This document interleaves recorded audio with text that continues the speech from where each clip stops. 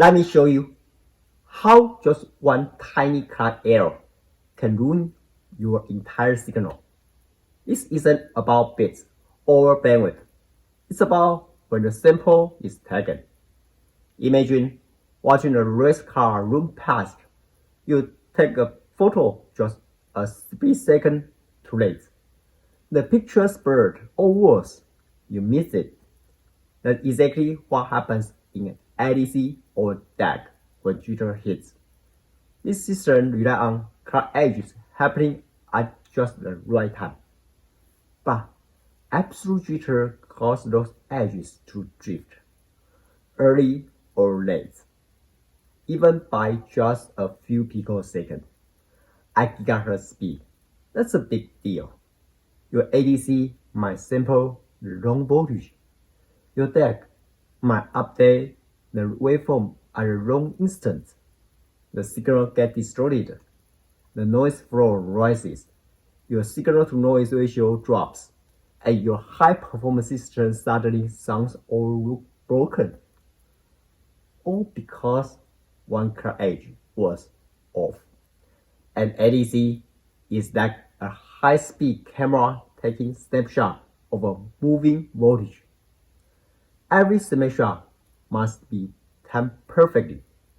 But if the clock edge is jittered, the snapshot taken too early or too late. That means the voltage you capture isn't what you mean to capture. This matters even more when the input signal is fast, like a 500 MHz sine wave. At that speed, the signal can change dozens of millivolts in just a few picoseconds. If your clock has 10 picoseconds of jitter, you might miss the actual voltage by 1 or just 2 LSBs. That's enough to reduce accuracy. The digital output becomes noisy, the SNR drops, and the effective number of bits you enough take a hit. And that beautiful analog signal now looks choppy and degraded. You didn't change the ADC. You just fed it a jittery clock, which means jitter isn't just a spec. It's a performance killer. In a DAC, timing controls everything. The clock tells the DAC when to push out each voltage level. If the timing is even a bit off, the DAC sends the right voltage at the wrong time. That might not sound bad, but it wraps the shape of the waveform. The curve isn't smooth anymore. It wobbles. The wobble turns into distortion. You will see split tone in your spectrum. You'll hear hiss or noise in your audio. You'll see degraded signal in RF systems. The SFDR, your split-free dynamic range gets worse. Your clean sine wave starts to look dirty, all because of clock jitter. The DAC didn't mess up, the timing did. Absolute jitter on the clock is what did the damage. That's why clock quality is just as important as DAC resolution. Let's put numbers to the impact of absolute jitter. Say, you have a 12-bit ADC running at 100 MHz sample per second. You want to sample a 10 MHz sine wave with good accuracy, but your clock has 5 picoseconds of RMS jitter. That might sound small, but it's not. At 10 MHz, the signal changes rapidly, and jitter makes your sample run at the wrong voltage. Using the formula for SNR due to jitter, you'll lose about 3 bits of resolution. So your 12-bit ADC now performs like a 9-bit one. That's a massive drop, just because of jitter. If the input frequency goes up to 100 MHz, the performance collapses even more. You might end up with only 6 bits of usable resolution, and the SNR drops from 74 dB to maybe 50 dB or worse. That's not just the depth issue. This affects audio fidelity, radar resolution, and communication system. If your clock isn't clean, your system can be precise. Absolute jitter quality is a way at the performance you pay for. So, where does all this jitter come from? Isn't just a bad design. It's physics, power, and layout. Jitter can come from thermal noise in oscillators. It can come from switching noise on your power supply. It can come from crosstalk in your routing or reflection from poor impedance matching. Clock buffers add their own jitter too. And PL can introduce low frequency drift or high frequency phase noise. Your clock might look great at the source, but by the time you reach the ADC or DAC, it's degraded. Even package inductance or PCB layout can inject timing error. That's why jitter isn't just a clock team problem. It's a system-level challenge, and it's why measuring jitter at the point of use at the converter's node matters most. If your goal is accuracy, then you must manage the jitter budget. Clean power, isolated layout, and careful clock tree design are all parts of the solution. Jitter is sneaky. It hides in many places, but once you see where it comes from, you can start to control it. Measuring absolute jitter isn't easy, but it's possible. You need a reference, usually a clean clock or a recovery one in a scope. High-end oscilloscope use the clock recovery circuit to estimate the ideal edge. Then they compare the real clock edge to the ideal edge to build a histogram. The spread of the histogram tells you the RMS absolute jitter. The wider the spread, the worse the jitter.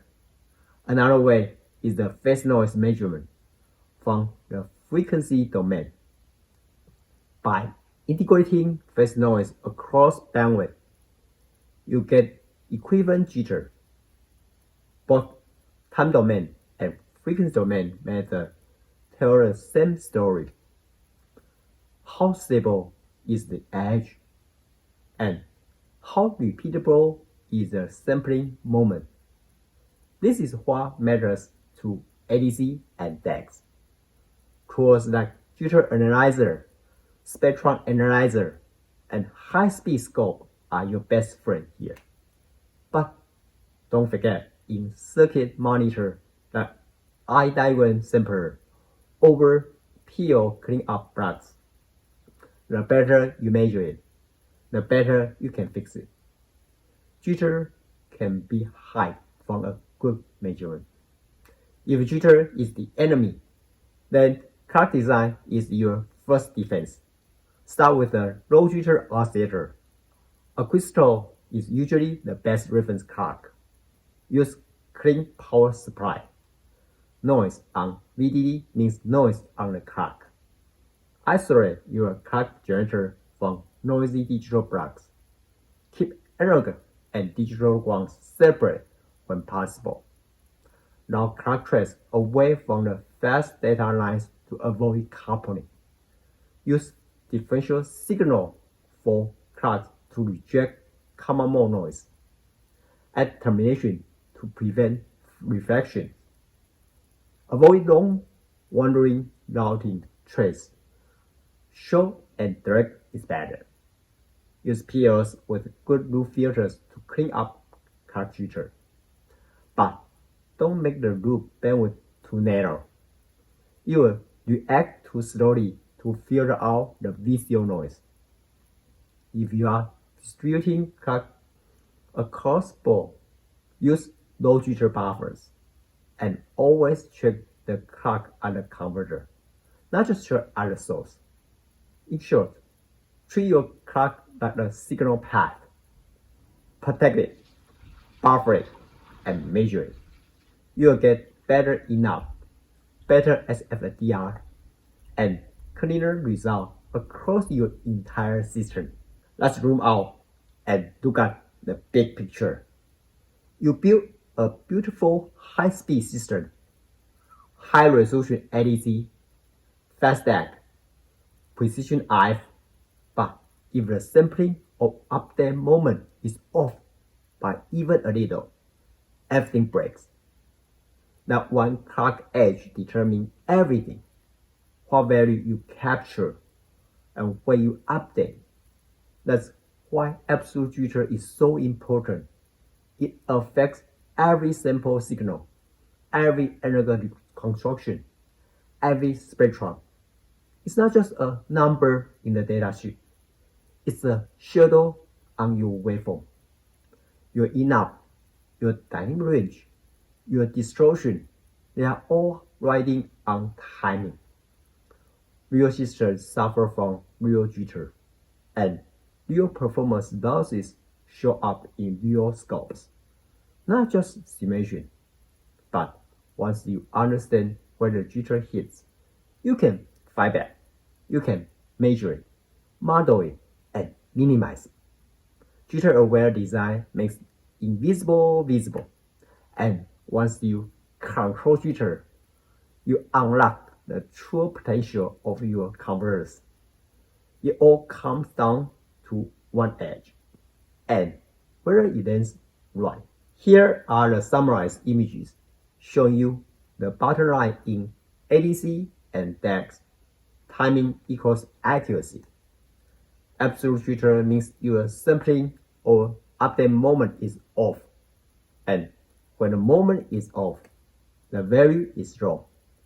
The system doesn't know it, but the output shows it. That's lost resolution. That's distortion. That's noise. And it's preventable. Jitter is measurable, it's fixable, and it's worth fighting for. Because at high speed, timing is truth. And in converters, every edge is a commitment. So the next time I design a high-speed analog system, remember this: the clock isn't just a habit, it's your precision, and jitter is your enemy. Thanks for watching. Before you go, if you are benefiting from those circuit images, I would love to hear your feedback, and please share your comments down below. Lastly, please share the video link with the people who may be better from it.